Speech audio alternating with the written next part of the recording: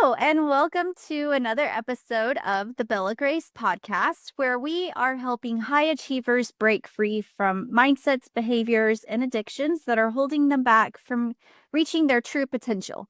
And today we are doing that by talking to my new friend, Jay Jackson. Jay Jackson isn't your average entrepreneur. He's an Air Force veteran turned comeback king. Jay hit rock bottom after facing bankruptcy and foreclosure after leaving the military, but he didn't stay down. Now he's building brands, closing deals globally, and helping thought leaders, coaches, and experts multiply their impact, income, and authority. Welcome to the show, Jay. How are you? Outstanding, Teresa. Thank you for having me on this particular episode. We're going to have a lot of fun talking about grace and addiction and how we can overcome the mindsets that are keeping us stuck. Yes, yes. I love it. So tell us a little bit about your journey because I read some of it and that was a huge teaser. So give us more. Let us know So, how you got to where you are today. yeah, so I won't take you around the world, but I will tell you that I made one of the greatest decisions that I ever made in 1999 when I joined the United States Air Force. It was the best decision I ever made because I knew I was going to either end up dead or in jail because I was just a knucklehead running through my old neighborhood doing what knuckleheads do. And so joining the military, they stripped away a lot of my civilian ways and behaviors and rebuilt me up to be a military man. And I loved everything about it. I was traveling across the globe, meeting people that I would have never met, playing with toys, visiting countries that I never would have had the opportunity to enjoy and experience if not for making that decision. My career was at a point where it was truly starting to take off. I had just gotten promoted.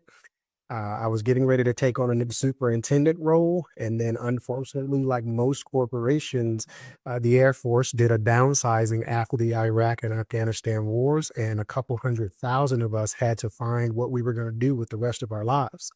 And so, because my career was at a great point, I was a full time single father. All of my mentors and peers were telling me, hey, you're going to go straight to the top if you stay on the path that you're on.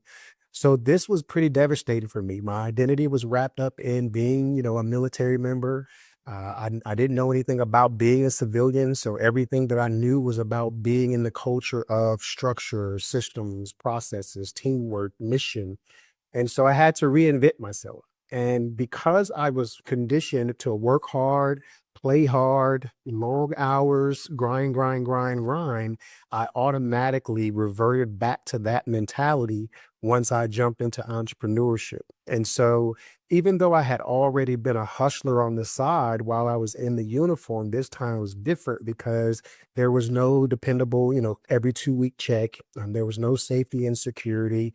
There were no benefits for me to go to the doctor anymore. It was all on my shoulders. And I didn't know at that time that I didn't have the proper mindset to be an entrepreneur, to manage my money properly, to be responsible, for building the systems, the team, and the infrastructure. And so it led to burnout. I was working long hours, burning a candle at both ends, watching all the outdated YouTube videos, reading the Google articles, doing all the stuff, trying to figure it all out. And then one day I passed out while at the gym, getting out of the shower. And yes, I was naked. And so I ended up in the hospital for 3 days with dehydration and exhaustion. And that was a turning point for me where I realized that I needed to make some changes. And those changes needed to be made within my mentality and my perspective and how I saw myself and how I showed up in the world. And so, since building a system, building the infrastructure, we have a little small team behind me that support this mission of ours to transform 10 billion lives across the globe. We are building the infrastructure to make sure that's sustainable because I know that we don't even have 8 billion people, I guess, on the planet right now. So how am I going to get to 10? That means that this is something that has to last even, after I'm dead and gone. And so right now, coaches, thought leaders, and experts, they come to me so that I can help them work less to profit more by building out their systems, their infrastructure, and their team so that they can just show up and do the things that they love, serve their clients, and live the lifestyle that they started their business to do. Yeah. Yeah. Wow. Wow. No, hold on. I'll let you breathe. I'll breathe with you, right? Yes. Yeah. No. So I thought it was so I am in recovery for drugs and alcohol. And I talk about all the time how when you get sober, you are emotionally, mentally the same age that you were when you started using because drugs and alcohol stunt your emotional, social growth. And so you're starting back where you were when you started using.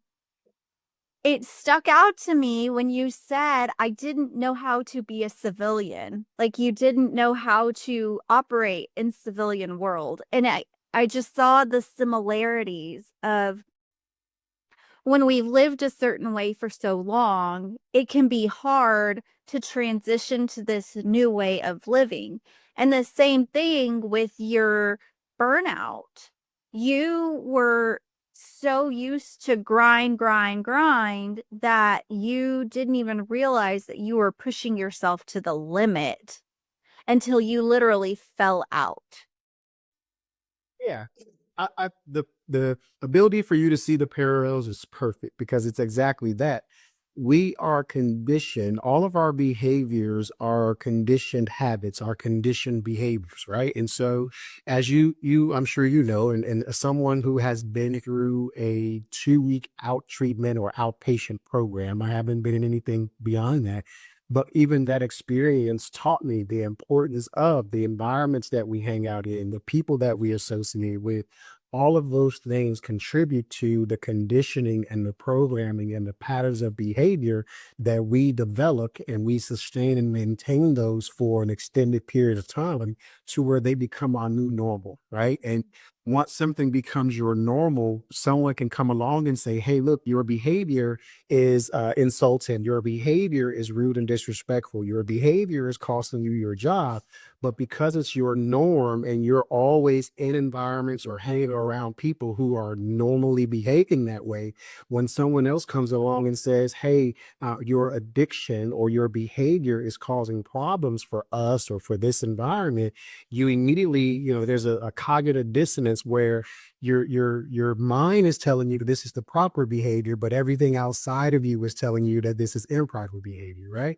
And so, yeah, I agree that there are similarities to it, but I also believe from experience and also from studying and from getting support in counseling, I know that we can also change our conditioning and our programming. We can change our habits and our actions and our words because now we're no longer in the same state. We no longer have the same feelings that are driving us or emotions that are driving us. So similar to like what you were saying about how when we start to drink alcohol or take drugs, our emotional growth is stunted. Just like I said to you, when I joined the military, my civilian understanding and growth was stunted. And so once you start to come out of that conditioning, that programming, that culture, that environment, you have moments where you're still trying to figure out what's reality, what's not reality, who we're modeling. Is the love that I'm getting from people, is that genuine? Is my perspective on things the proper perspective? And so I totally understand, just kind of having a lot of thoughts that bounce around and just trying to figure it out and rediscover yourself. Yeah. People, places, and things is what they say when you get sober. They're like, you got to change your people, your places, and your things. Sure. And I think that that is similar, or there's a parallel there too with mindset and the potential to be burned out. So I know I left my corporate job to pursue my passion of helping people overcome mindsets, behaviors, and addictions that are holding them back. For some people, leaving their job is not an option, or maybe it is their passion, but they're getting burned out. And so they can't change their place, right? Like they can't change their actual job, but there are ways to still create balance and avoid that burnout. And like you said, it starts with changing your mindset. Yeah, the biggest thing is a shift in your perspective, right? So the greatest shift, at least for me, has been the shift in my perspective around who I am. Right. And I think once I was able to make that shift in my own identity, it allowed me to see people, places, and things through a different lens. And then once I'm able to see people, places, and things through a different lens, I'm now able to, one, as I said earlier, manage my own emotions around people, places, and things, and not allow those people, places, and things to sway my emotions too happy and positive or too negative, stressed, and depressed. And so all of those mental states on that spectrum that I'm referring to, all of those mental states drive our emotions because our thoughts create our feelings, and then our feelings create our actions. And so, if you're not aware of how these people, places, and things make you think, then you won't be aware of how they make you feel, and then therefore you won't be able to tell, hey, this is the proper behavior for me around people, places, and things. Do I need to set up some boundaries around these people, places, and things? When I do go to work, or when I do go into whatever job that the people you're referring to who can't step away, I can walk into it understanding, and I'm sure this will resonate with you, the serenity prayer. God, grant me the serenity to accept the things that I cannot change, the courage to change the things that I can, and then the wisdom to know the difference. And so I think once we have that wisdom to know the difference, you can walk into every single environment that you ever walk it into, and you get to understand that is beyond my control. I have absolutely nothing to do with that. Or this is within my control. Let me act accordingly, because now I know that if I act accordingly, this scenario will work out positively for the results or the outcome that I want, which is to be happy when I come to work every damn day, right? And so I think that's the most important thing for people. Like, I didn't, like in the military, I had a very little control over a lot of things. And I think when we are in those environments that are high pressure, sometimes it could be our home environment where our parents are putting undue pressure. It could be in our work environment. But when we are in those types of environments, a lot of times we use the alcohol and the drugs to escape, right? To numb ourselves from whatever it is that we either went through as a child or went through even as an adult, right? Because sometimes we experience traumatic things in our adult life that create an emotional kind of stunting, as you brought up earlier.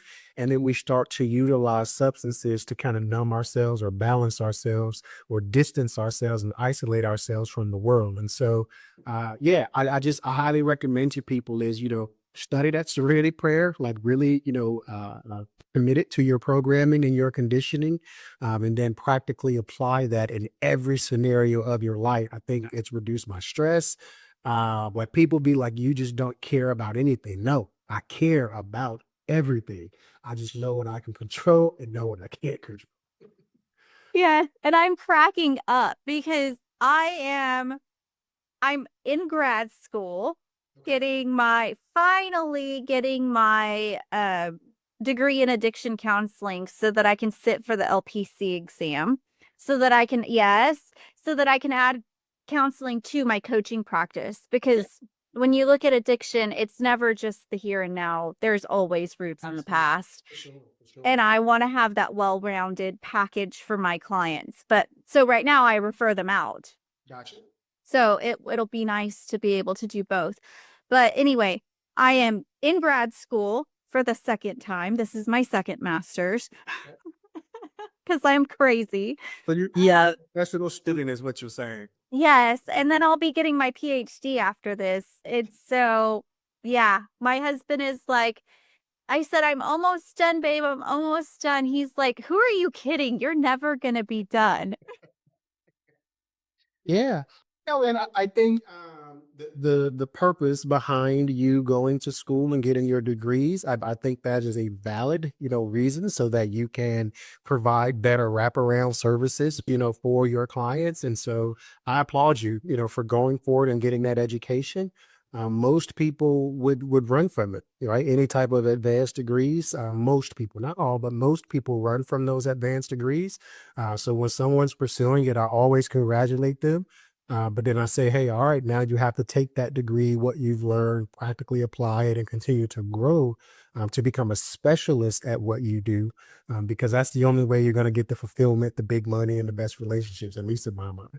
Yeah. And so I tell people, I'm like, look, well, people tell me, they're like, I don't know how you do it all because I'm in grad school. I have a photography business that I'm like has kind of taken a side burner because I primarily focus on my coaching and my nonprofit job. So I am in grad school. I'm a photographer. I have my coaching business and I also work for a nonprofit that does low income or life enrichment programs at affordable housing complexes across the country. And so I'm a very busy person. And my employees always laugh because they're like, Teresa, I don't know how she does it. Like, she is just like, okay, get it done. Let's push through it. And then she's perfectly fine, like whatever. And it really goes back to what you were saying. Like the serenity prayer was instilled in me when I was in treatment and when I was in recovery, and I have made it my mantra. And that's how I look at life is, can I control this? If I can't control this, then it's not my worry, right? Like it's not my stress. And I always tell people too, like you can't control other people. The only thing you can control is how you react to other people. For sure. And I wasn't always this way. I was you. I didn't pass out naked in the shower at the gym, but I was pretty dang close. Well, the thing about it is, some people like to say it's addictive personality disorder, but I like to tell people it is truly the definition of obsessive compulsive disorder. And I say disorder only because that's the label that the scientific and medical world has put on it. But I don't think it's a disorder. I think for people like us who have high performance mentalities, who have that I can get it all done kind of mentality, we have to channel that energy and our focus into things to not allow our addictions, the negative things, to overtake and consume us. And so one of the things that I like you, I used to have multiple, different projects that I was working on. And then I worked with a coach and a mentor who told me, he was like, have you ever went rabbit hunting? And at the time I'd never, and I still haven't been rabbit hunting, but he says, have you ever been rabbit hunting? And I was like, nope. Why'd you ask me this? He says, because one thing that you know is when you go rabbit hunting, if you chase two rabbits, you'll catch none. And what he basically was saying is you have to channel your focus and your energy into one thing. And for those of us who have that obsessive personality, it's difficult for us to channel our energy into one thing because we're like, squirrel, I can go catch it. Oh, squirrel, I can go catch it. Oh, rabbit, I can go catch it. But once we start to realize that the reality is we are splintering ourselves, we're never ever going to be able to commit our laser focus to one thing to where it becomes hot enough for us to experience a breakthrough because you're basically splinting your energy, you're splinting your power and your focus. And so for me, what I had to do is I had to just go all in. Like you, I still have our ministry that we run and I still have our business that we run. That's all I focus on. And I'm able to commit myself to those two things every single day. Everything else my wife takes care of because if I'm involved in all of those other things, I end up naked on the shower floor again. Yes.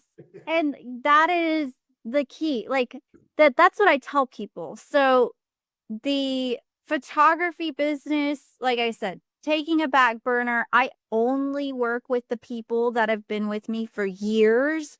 And it's once a year to do their family photos or to do their kids' graduation photos. That's it. Like I've gotten to where I'm like, nope, not taking any new clients. Like, unless you have my personal cell phone number, you are not getting in because you do. And what I do is I time block my stuff. I have time on my calendar for homework. I have time on my calendar for dinner. I have time on my calendar for washing the dishes because that's actually therapeutic to me for some strange reason. Mine's is cooking and grilling, so I get it. There you go. I love to cook dinner and then I sit down with my family and relax for a while and then I wash the dishes and that signals to my brain that it's kind of time to start winding down. But I have to time block because I'm not at a place where I can completely get rid of school, right? So that's not going anywhere. But having that laser focus on that task during that time I have found has helped me because I don't get sidetracked and say, oh, I'm on this podcast episode, but let me go over here and check my email. No, when it is time to check the email, I will check the email. Right now, this is where I am. And that is not just for work, it's for family too. My daughter and I go for a walk every morning and she will call me on it. If I pull out my phone and start checking my email on our walk, she'll say, put your phone away. It's our phone free time. I love it. No, I so for me, I learned that it comes down to your values, right? Once you get clear on your values, you're then able to make time for the things that are important to you. And like you, I live off of my calendar. If it's not on my calendar, it doesn't get done. And so, when people are like, hey, can we go do this? And I'm like, what time? And they're like, well, why are you always asking me what time? Because I need to know, do I have the time available to go and do this? And if so, there's no other conflicts, that are going to come in. That's what has allowed me to stay laser focused because all of my timing is allotted for things that I value. So, for example, my personal values, our company values, and it is also the name of our ministry is serve, impact, prosper. That's only because I believe that serving people, solving people's problems is the greatest form of leadership. Like that's the best way that you can show up and say, I see you, I understand where you are, because of my own experiences, I know exactly what it takes to get from where you are to where you want to be. Here's my hand, let me guide you. And when you do that, you will make an impact. Like it's inevitable, it's impossible for you not to make a positive impact on people's lives when you are being that leader, that guide, and helping solve people's problems. And then inevitably you will prosper. And I know a lot of times people think prosperity is only limited to money. And I tell them, no, I want to prosper in my money for sure, but my relationships, in my health, and even in my experiences. And so I always tell people, let's get clear on your values, right? I try to tell people, around that 3 mark, no more than 5, just get clear on those 3 to 5 things that are just completely non-negotiable. And I'm going to live according to these every single day. And when you do that, your world becomes so narrow, right? You're able to just kind of block out things, your reticular activating system, which is your RAS, your ability to identify things. It will no longer search for or see, hey, kitty. Yes. It will no longer see or search for those things that used to get your attention. And so I always tell people, get clear of your values. It'll narrow your focus and it'll allow you to stay locked in on the things that are important and you'll keep yourself out of trouble. At least that's what has worked for me. Well, no, and I think that's so important. You said so you help people tackle their mindset, overcome limiting mindsets, setting values. That's so important. You're right. It sets the guardrails for your life. It helps you set healthy boundaries. It it is it's the roadmap that you live your life on. For It sure. is. And I tell people all the time, I'm like, my values are family, experiences, and joy. Like, if it doesn't bring me joy, sorry. I tell Right. my clients all the time, I'm like, if it's not a hell yes, Right. then it's a hell no. For sure. Like, if it is outside of your values, right? Like, if it doesn't completely align with your values, or if it's a question of like, is this gonna, for me, is this gonna be a good experience? If Right. it's not a hell yes, then it's a hell no. No, But it does. It gives you boundaries. Yeah, I mean it will create for those who are listening. If you are getting ready to start this process, it is going to create conflicts in your life. And what I mean by conflicts is those people that you used to associate with, or those places and things that you used to frequent. You're going to stop frequenting those people, places, and things. And those people specifically are going to have a problem with you no longer coming around. They're going to say things like, "You think you're better than us?" And I'm telling you from experience, I actually had an aunt say that to me. And I was like, "No, I don't think I'm better than anyone. I love everyone and I still want to be around everyone." But like you said, the map of my life or the guardrails of my life no longer allow me to be in certain environments, doing certain things, or being around certain people. And so you have to be okay with saying, "Hey, I'm going to limit my time, even if it's going to see family, especially if you know family is a trigger for you that causes you to go back and participate in the things, addictions, etc."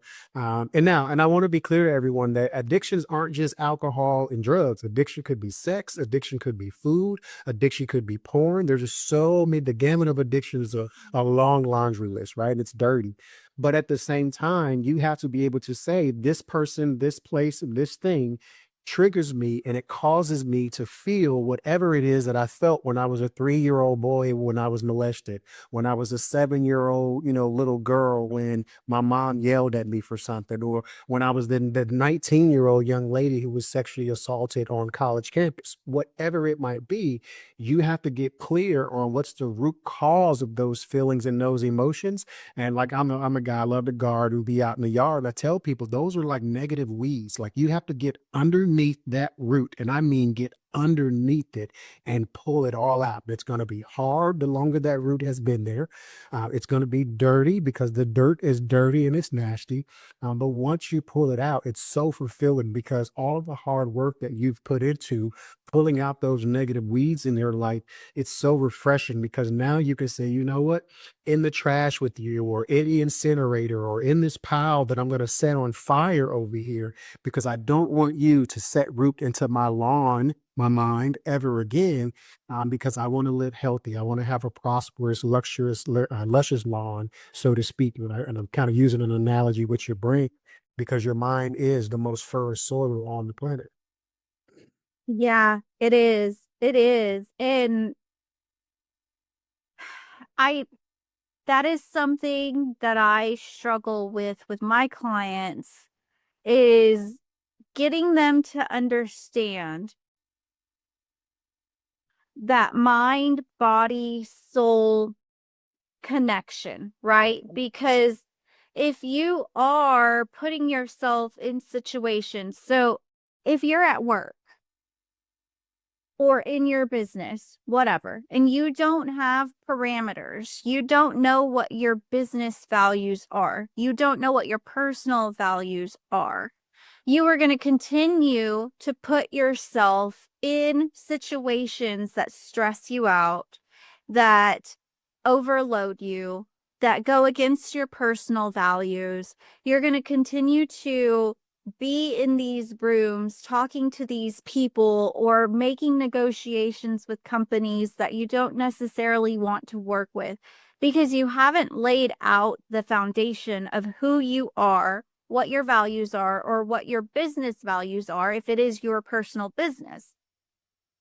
And that takes a toll on your mind and your body. It is not just stress that just exists. It can lead to depression, it can lead to anxiety, it can lead to heart issues, it can lead to digestive issues. Like it is a snowball effect. And it's the way to stop it is to figure out who you are, who you want to be, who you want your business to be, like what you want your business to be, so that you can start to put those parameters up, put those boundaries up, understand the direction that you're going, and delegate as needed. And I know this is kind of what you do is try to help people delegate and get more of their time back so that they can do what they love. And I know it's really hard for me to delegate. It is really hard for me because I'm like, okay, I don't, it's going to take me longer to explain to someone, explain to my VA, explain to whoever how to do this than it would be for me to just do it myself. And that is backwards thinking. Hey, you said it, not me. So we'll just leave it there for now. Yeah. So the one thing that I've discovered, Teresa, throughout my experience, and this is something that I share with my clients, and that is most times that fear or concern that you have around I can do it better myself is rooted in some kind of childhood trauma where you got in trouble for something because it wasn't done good enough or it wasn't done well enough or whatever, right? Or somebody says you're not good enough, cute enough, tall enough, smart enough, whatever it might be. And so we don't want to put our comfort or our future or our safety in the hands of someone else. And so I get it. Trust me, I totally get it. As a recovering perfectionist, I get it. All right. But one thing that I've learned is once we have clarity on exactly how we want a particular task to be done, because we ourselves have done it that way multiple times and we now know that this way works, the best thing for us to do in those scenarios is put it on paper, because once you document it and you put it on paper, now your documentation can be several methods because everyone learns differently. And this is something that we do here within our company. We document in three ways. Well, it's one way, but it covers all three ways. So we cover the visual, the auditory, and the actual physical piece of reading it on paper. What I do is once we have an SOP, a standard operating procedure dialed in the way that I want it to be done, I'll actually jump on a Loom, share my screen, and I'll record walking through step by step how that SOP is to be executed. And then I now have that document and I have this video recording, the Luna recording that I can then give to new team members. And now those new team members have the exact instructions that they need to follow the SOP to do it the exact same way that I have done it. And with that SOP in their hands, and because I've done it multiple times, I can easily recognize when something's not being done according to the SOP. And then that's what allows me to go back to my team member and say, hey, I noticed that you just did task Z. And they go, yeah, I did task Z. However, but you missed step three. And they're like, how the heck did I miss step three? And then I can go back and say, well, because step one, you were supposed to do this. Step two, you were supposed to do this. Step three, you were supposed to do this, but I can tell step three wasn't done. And they're like, well, how the heck did you know that? Because I'm the one who created the SOP.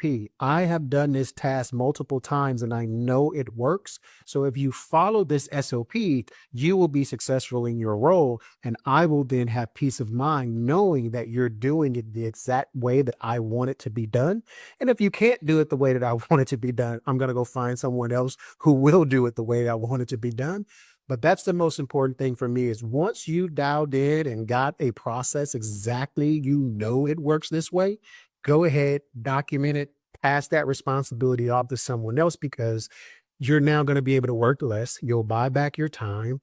Most importantly, you'll be able to profit more. And I tell people when we talk about profit, yes, it's the financial profit of your business, but think about how much more time you now have to do the things that you love. You talk about your husband, you got your kitty cat, floating around on the screen with us right now. And I say all of that when I say profit, like there's so much that opens up to you in life when you're not in the weeds doing all of the things yourself. Another piece that I help our clients with is setting up their automations, right? So that the automations and the technology can do the heavy lifting for you. Because when you have the heavy lifting being done by automation, you never have to worry about yourself or a member of your team getting sick. You never have to worry about whether or not an email or a text message is going to go out on time. You never have to worry about the consistency and the predictability of you being able to generate income because your automations are doing the work and the heavy lifting for you. And so I always tell CEOs, set up some automations for 95% of everything in your business. If you can automate it, automate it, right? And for those other, maybe 3 or 4%, you delegate that out to a VA or someone else. That way, the 1%, like the big important things that only you can do, it allows you to show up and be the greatest version of yourself while doing those things. Yeah, I love that. And I was just talking to someone else about this. I was like, I switched systems to get better automation. Yeah.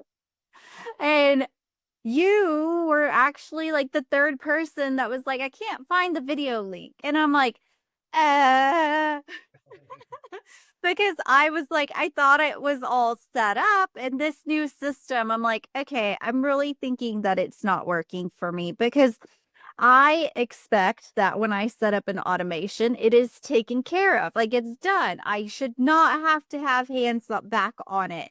And now I'm realizing that there is an issue with this automation, and it has not been this one. So I won't say what system I use, but I am this close to. Oh, it's true. Yeah. So let's slide into giving yourself some grace, right? Because we all go through that process, right? Like when I first started this back in 2016, it was like automations and the tech was like learning a foreign language without a translator, right? And so we all have those moments where, oh my God, there's a glitch, or oh my God, this isn't firing properly, or oh my God, there's always going to be something until you actually get them set up properly. But once you have them set up properly, you never have to touch them again, right? As long as that system or that CRM platform is still in business, that system is going to work automatically on schedule every single time. So give yourself some grace that you have figured that one out yet. But at the same time, I recommend that you don't give up, because it's like, I literally tell people I don't work anymore. Like everything that I do is truly fun. Whenever there's time for me to, coach a client, do an event, be on a podcast, all I have to do is literally walk into this room, 1, 2, 3, 4 lights, turn on this screen, fire at the camera, and that's literally, and I just stand here and do it. But that's only because we now have automations and a team in place, that allow that type of freedom. And so anybody, if you're listening to this, I highly recommend like get some support, reach out to Teresa for support with your counseling and your coaching. But then most importantly, get some support in your business for someone who can help you set up your infrastructure, your teams, your SOPs, and your automations, because that's business. You truly don't have a business until you have systems, processes, and a team in place. Yeah, for sure. I think that's so important. There's a lot of coaches out there who are mindset coaches. There's business strategist coaches. There's automation coaches. There's a coach out there for everything. And I heard someone say, "Well, I already have a business coach." And I was like, "Well, but what are they working with you on?" Because I always highly recommend my clients see a dietitian, they see a counselor, they see me for the mindset and recovery piece of it. Depending on their at-home situation, I usually have them see a relationship coach because you need to mend your relationships, especially if you're one of my recovery clients. If you're one of my mindset clients, it usually helps to have a relationship coach anyway. But having those pieces are so important because it helps you if you're in the growth point of your business, right? Like you're just getting started or you're in the very beginning of your journey on whatever it is, it can help to have specialized people to help you in all aspects. But also that admin side of like, even if you're not a business owner, even if you're a stay-at-home mom, I highly suggest having some sort of personal assistant who can go do the crap, can go get your dry cleaning, can run to the bank and make that deposit, whatever it is, because at the end of the day, we weren't made for hustle and bustle. We were made for community. For sure. Yeah, like I'm a huge sports guy, right? So I grew up running track, playing basketball, playing football. And the biggest thing that I take away from football, and I like to study NFL clubs. I study all the major sports teams. And the reason why I study them is because it helps me understand the psychology of big business, big organization, billionaire thinking. And one of the things that I really noticed and loved about the NFL is that it's a conglomerate. You have individuals who compete against each other, but they're all working together to ensure that each other win. And if you look at each organization, at every level of the organization, you have the football side of things, and then you got the business operations side of things. But at each level of those organizations, there's kind of tiers of leadership. And I tell people that everyone within the company or the organization has to operate like a leader, right? Not no volunteers. Now we don't have volunteers in our ministry. We have leaders because I need everyone to be able to say, hey, there's a problem over here, let me go solve it, opposed to let me call Jay so Jay can go solve this, right? But if you look all the way down to on the field level of a football team, you have the head coach, and then he has all of his offensive coordinators, and then his defensive coordinators, and then his special team coordinators, then his training man. Like there's so many different levers. And then underneath each of those particular coordinators, they had different specialties, whether it's the defensive backs, the defensive line, the running backs, the quarterbacks coach. And so I say that in the context of every business needs that type of structure and every individual needs that type of structure. Like here in my home, my wife and I, we run our home as if it's a business. We have a whole budget. We have a vision for where we want to take our family. We have family meetings every Thursday night where we sit down and talk about your wins. What are your challenges? What can we do to help you right now? Because we're a unit, right? We're all in this together, and everyone has their roles and responsibilities. Who's going to cook on what night of the week? Who's responsible for taking the trash out? Who's responsible for making sure that the cleaning lady comes in and cleans the house and gets paid? We run our home like an organization because we understand that with that structure and with that organization, like you said, it allows you to just be, right? Allows you to be a human being. We weren't created, like you say, to hustle, bustle, to work, and to slave every single day. I look at the story, I go back to the Bible, and I look at like Adam and Eve. And I'm really mad at both of them for biting the fruit, right? Because I'm like, hold up, you mean to tell me that I could be laying in the garden right now, naked, with everyone running around, having a good old time, if they would have eaten from this particular tree? Yes. You know what I'm saying? And so for me, I try to operate. That's where my work less to profit more philosophy comes from. It literally comes from the belief that work less. That doesn't mean that you don't set up ways for you to earn money, but because we've been conditioned to believe that the only way I can earn money is that I have to work. No, work less so you can profit more financially in your health and your relationships and the experiences that you create. And so that's why, like, when I go into companies and help them build out their systems, processes, and their team, it's to help the CEO free himself or herself up to work less so they can profit more. I love it. All of that. It's so important. Yeah. Everything that you just said.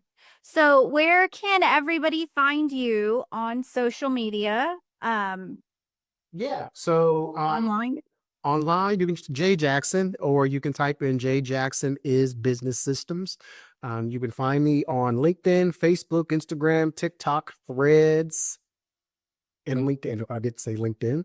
But you can, yeah, just find me on social media, connect with me, be a part of the community, that we're building. Like I said earlier, we got a movement where we're trying to transform 10 billion lives before this world comes to an end. And so we'd love to have you be a part of it so we can help you or you can help someone within the community.